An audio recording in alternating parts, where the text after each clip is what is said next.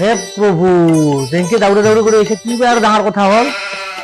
ও করেছা তুমি করেছা কত বই আছা ও তুমি এতে বই আছা ডাঙার একটা কথা হল নহয়। হে প্রভু, যেনকে দাউড়ে দাউড়ে করে এসে কি আর ডাঙার কথা হল? আমার যে নতুন ওয়াশিং মেশিনটা আনছিলা জ্বলি গেল, কি আনছিলা তু? হ্যাঁ, কি করলি?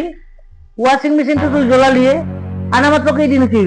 2 দিনই হয়েছিল মাত্র, জ্বলালিয়ে না? মই জ্বলাইছি নেকি কিবা? কোম্পানীটো বেয়া দিছিল তোমাক সেইকাৰণে জ্বলি গেছে।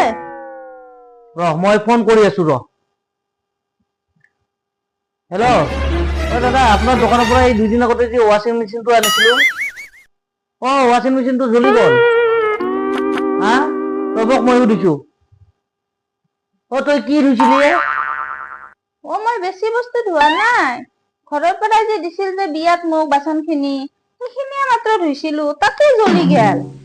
হা, তুই ৱাশ্বিং মেচিনত বাচন ধুইছা? এটা কাম নকৰলি কিয়?